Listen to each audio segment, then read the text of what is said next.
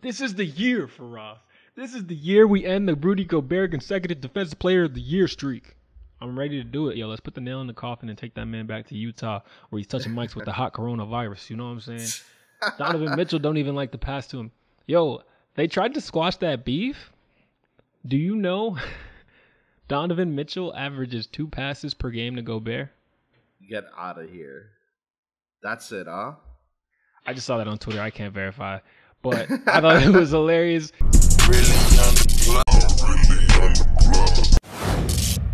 And we are back. That's right. Back again. It's another episode of the Hoop Plug. Yes, sir. And as always, rocking with you, it's your main man, Faraz. And I got with me my brother, Stir Fry Ty, in the building. How you doing, Stir Fry? Feeling good, man. 6 days left in the regular season.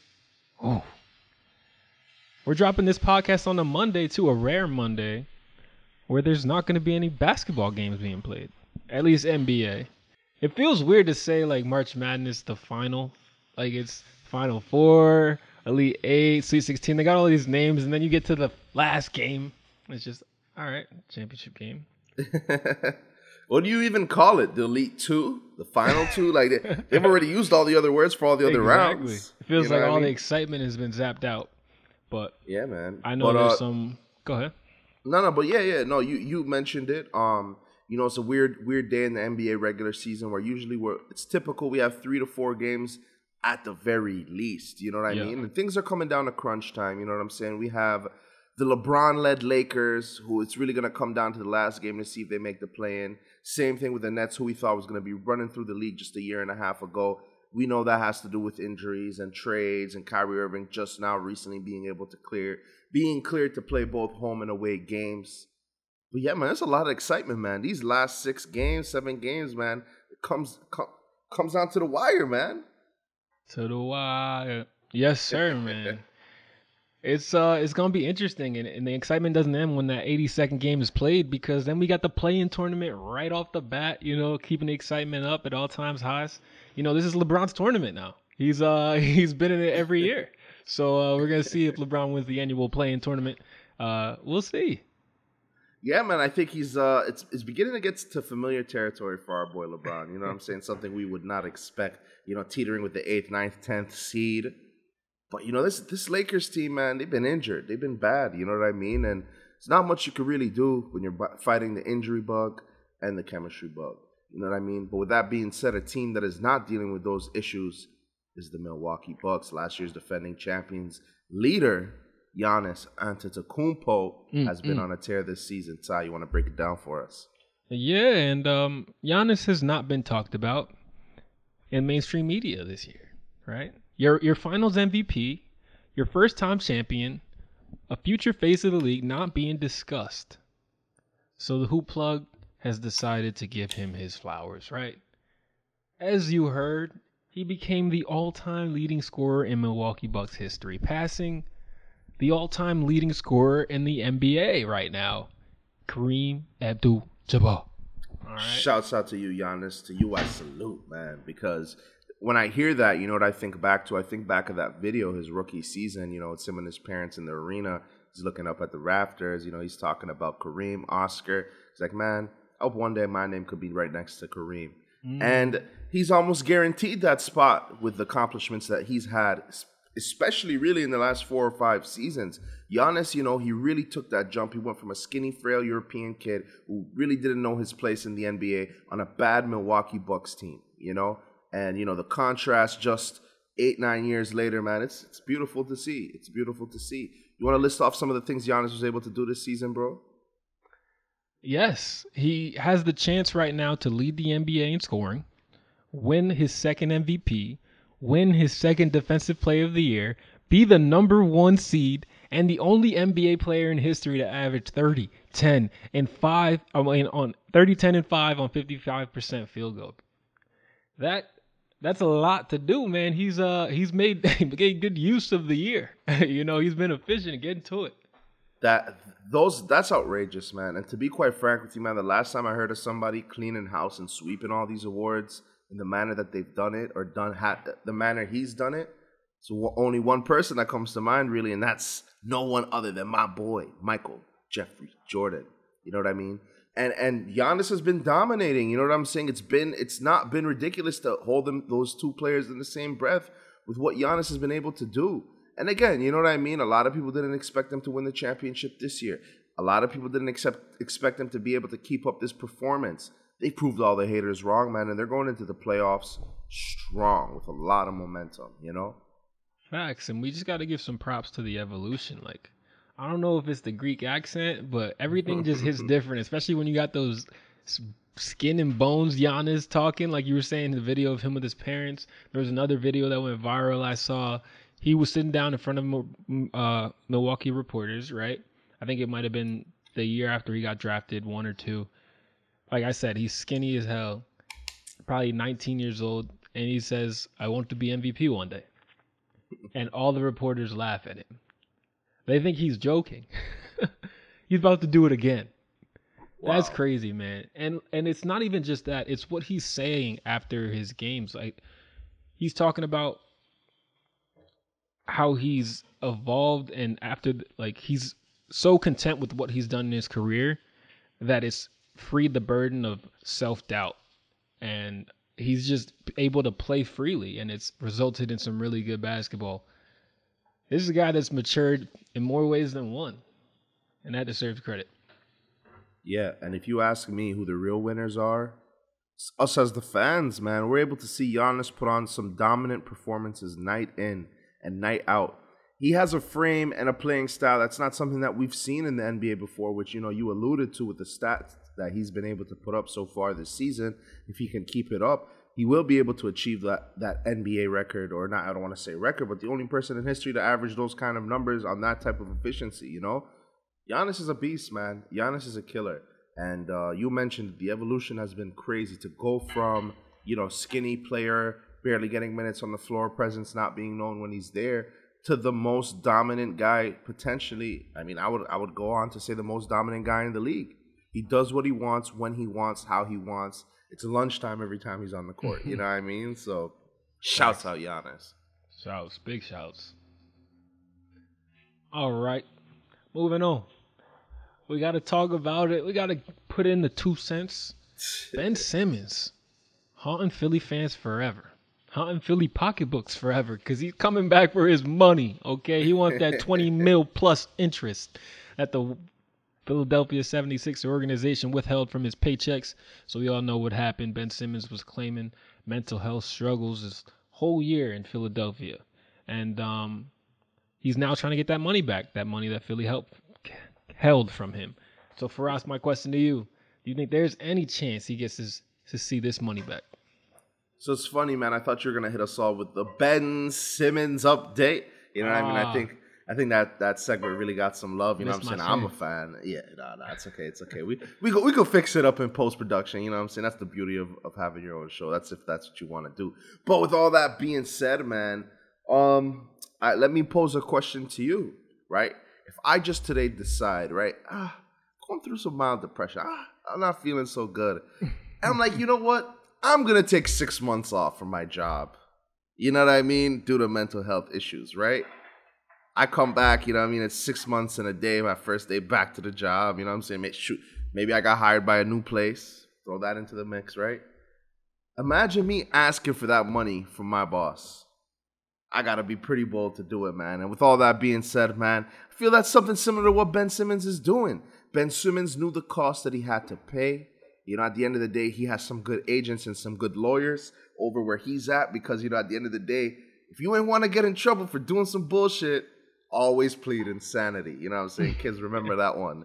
You know? So, now, man, to be quite frank with you, I think that the Sixers are pissed. You know, they're happy that they got James Harden. I think they feel they're the winners of that trade, right? But I think the Sixers are pissed, man. You know, this whole saga that was dragged out from both sides, you know what I mean? It's something that it's a stance that we're not expecting typically a player to have. You know, if they do, usually they just suck it up and play the games until the next season or the trade deadline. Ben Simmons said, I'm doing it my way. You know what I mean? So, with all that being said, man, I think the Sixers are going to fight to the last breath last punch, whatever you want to call it, last piece of litigation to not pay Ben Simmons that money. Realistically, what do I think is going to happen? They'll settle out of court. Ben will probably get half of it, you know. But yeah, that's my stance.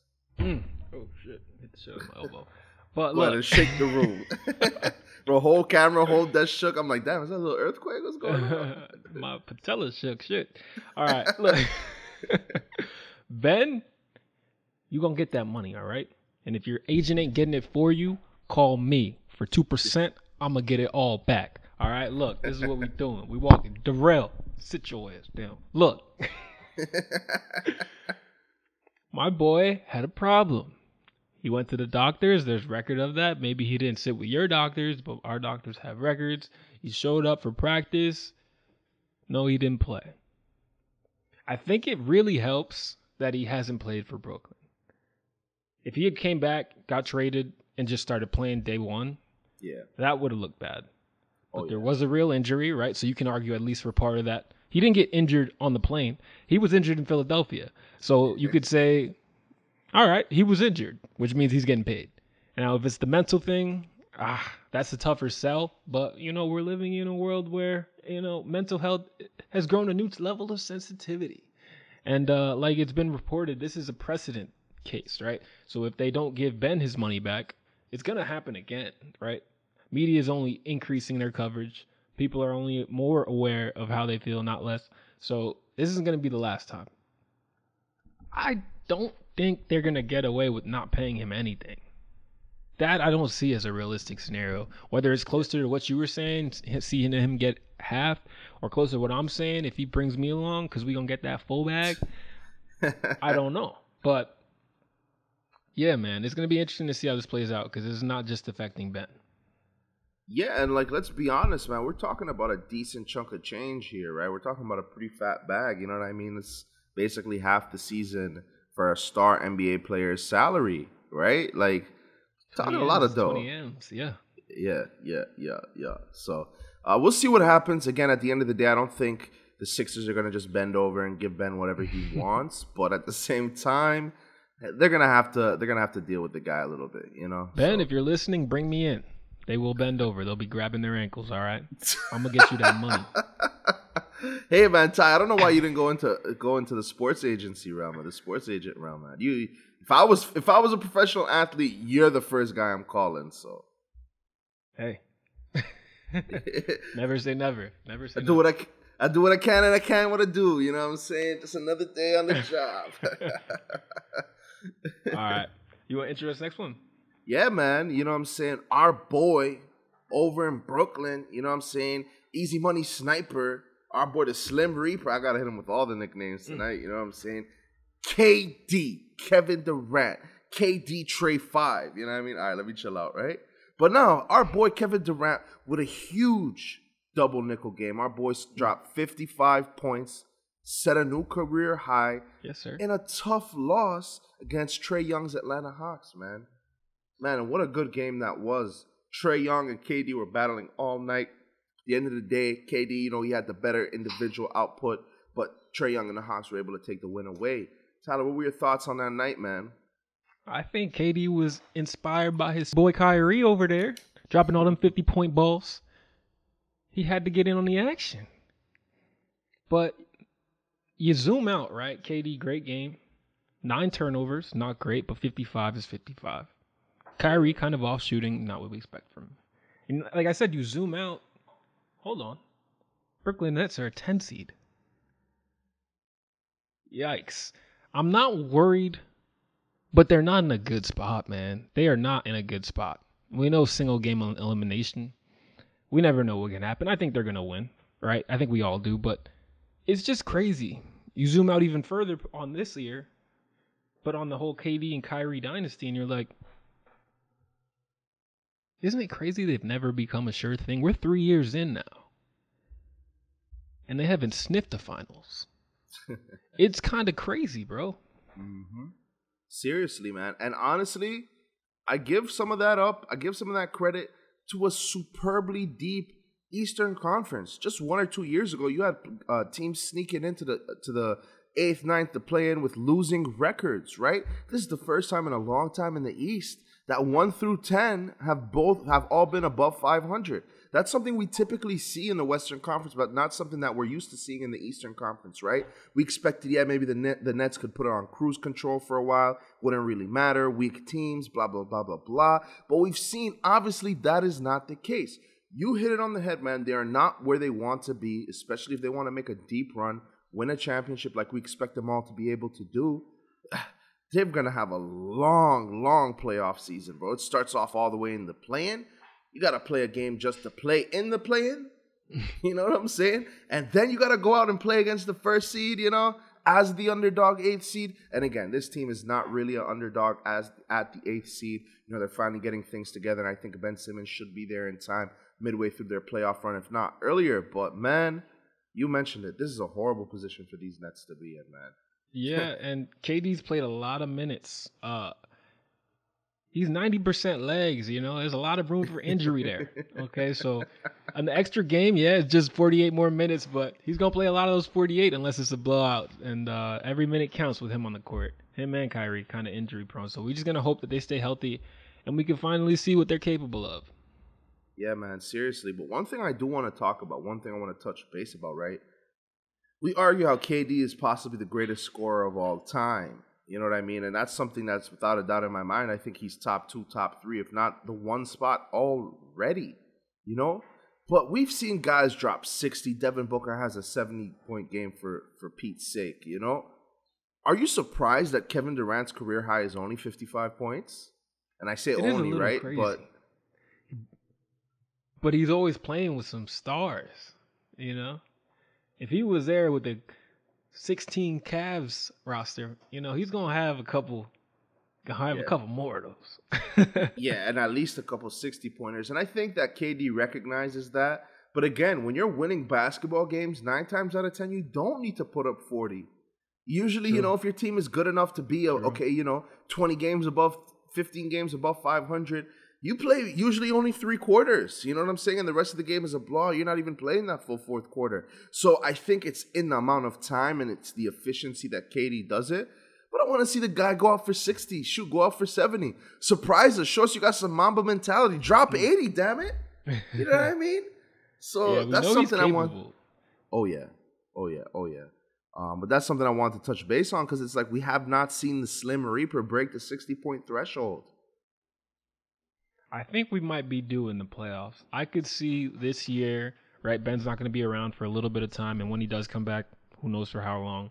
It's going to be one of those nights Kyrie's off, maybe against a series with the Bucks. Jrue Holiday's a great perimeter defender. I could see KD doing something crazy. Yes, sir. Yes, sir. Imagine him, he goes and then he breaks the playoff scoring record. I wouldn't have any complaints about that. Does Jordan have that? Do we know? Yeah, Jordan still does have that at 63. I think that's what it is. So, yeah. Yeah, yep. Let's hope so. Yeah, all man. Right. With that being said, actually, well, you definitely got to intro this one. All right, man. Like we said, we're 6 days away. Playoffs are right around the corner. I think voters are already submitting their ballots, which is crazy. Y'all shouldn't be able to vote until the full 82 have been played, but topic for another day. Either way, me and Faraz are here to make some sense of it, tell you who's winning what and how. So let's start it off with the MVP, the Joker, right? He's going to get a lot of attention, having a phenomenal year, but they're a 6 seed. Come on. Are we serious?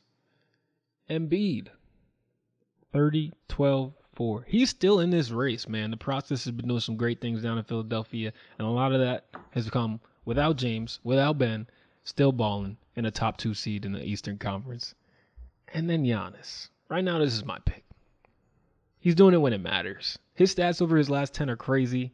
You know what I'm saying? 30, 12, and 6 on the year. 2 seed in the Eastern Conference. This is still up for debate, right?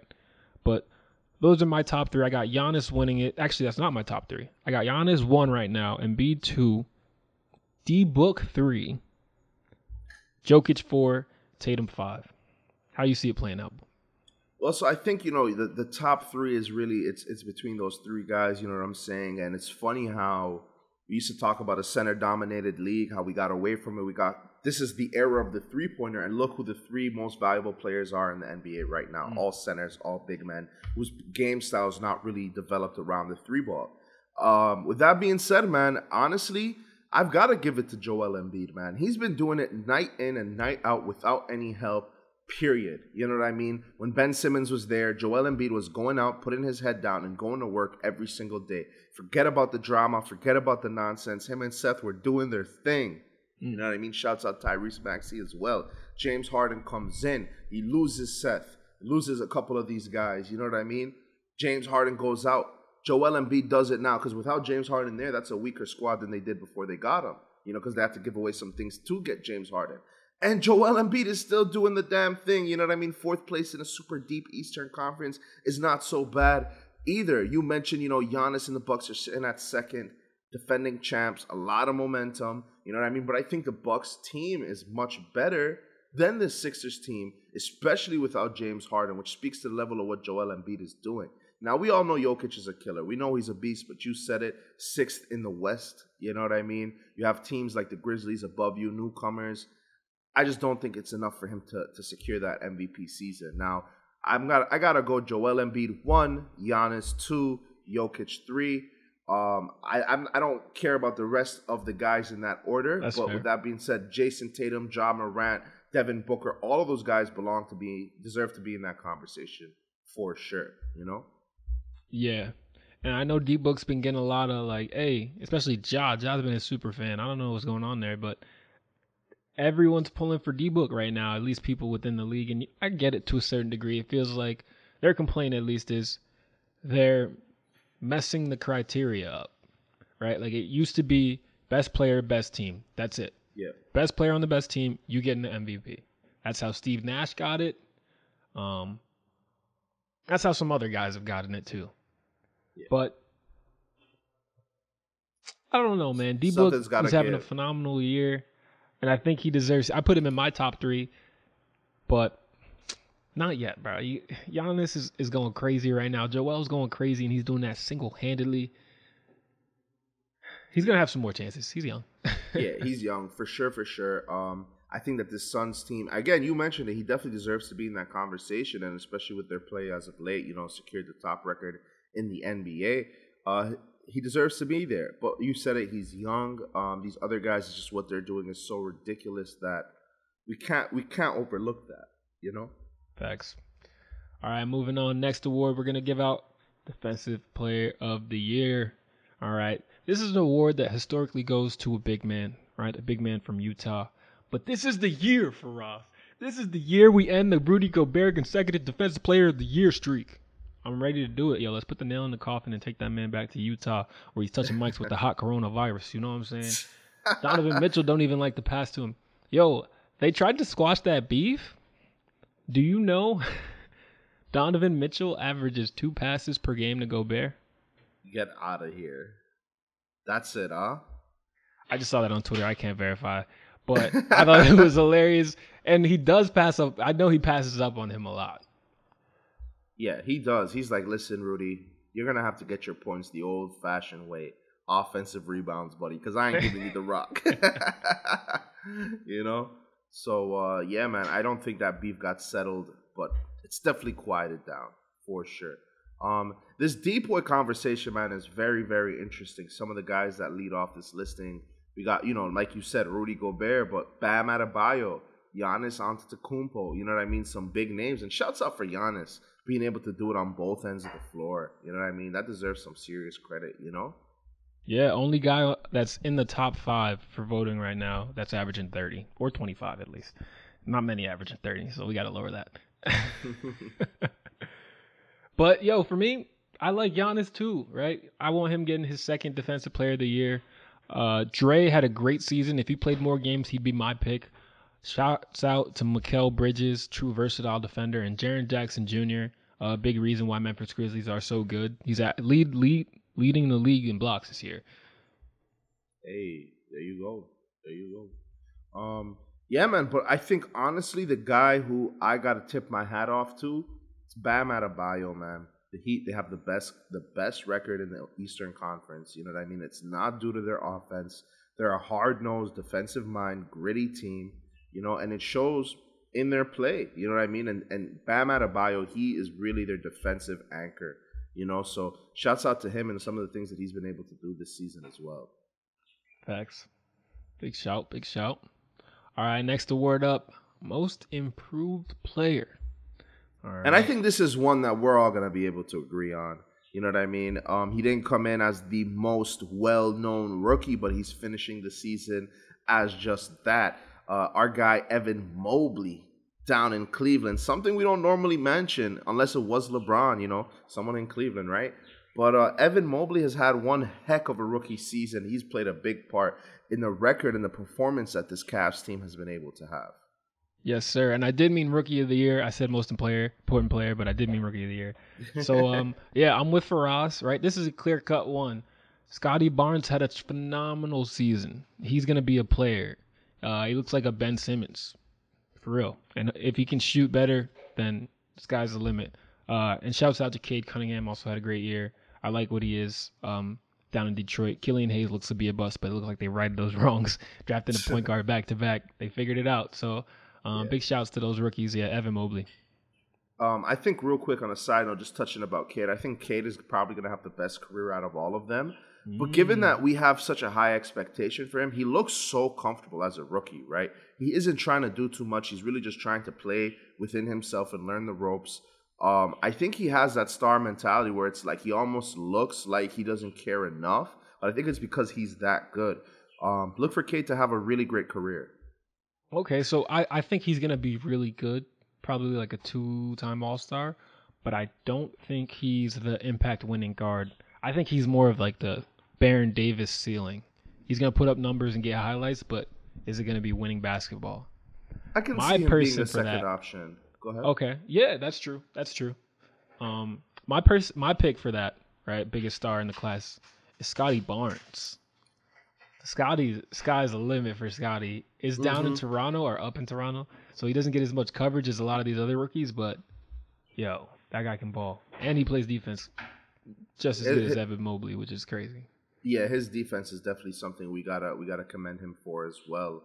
Man, you hit all the points. I think Scotty Barnes is a guy whose name we've heard from the beginning of the season. We haven't stopped hearing, so expect to hear this guy's name for many years to come. All right, man. So this is actually time now. Most improved player. Let's talk about it. For us, you want to kick it off? Yeah, man, it's gotta be one guy, man. If anyone else says another name, I'm not even listening, man. It's Ja Morant of the Memphis Grizzlies, right? And how can someone like that be the most improved player in the league when he was so good already? But I think the elevation of his game, he's been able to take his team and himself to the next step. If that's not the most improved player, I don't know what is, Yes, Ja. He was averaging 19 points last year, guys. He's up to 28 points per game. That's a jump if I ever seen one. And that's not the jump from 5 to 15. A jump from 19 to 28 is a big one. All right. There's some other guys, though, that deserve shouts. Desmond Bane, big shout to you.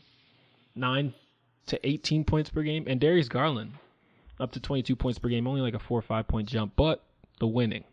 He's been a huge part of that. Oh, yeah. And the confidence that he shows when he's on the floor, man. That team is going to be good for years to come. Facts. All right.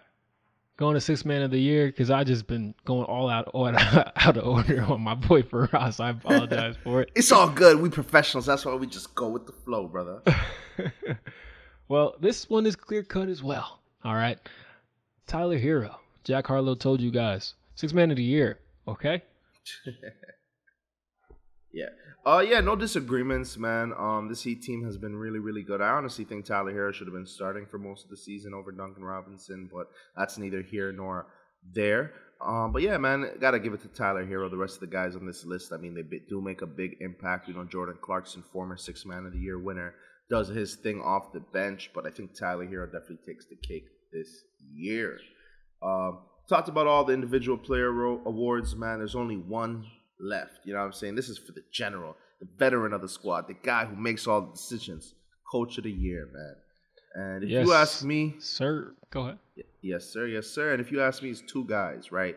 Who it's really just a cutthroat, super tight battle between the two of them.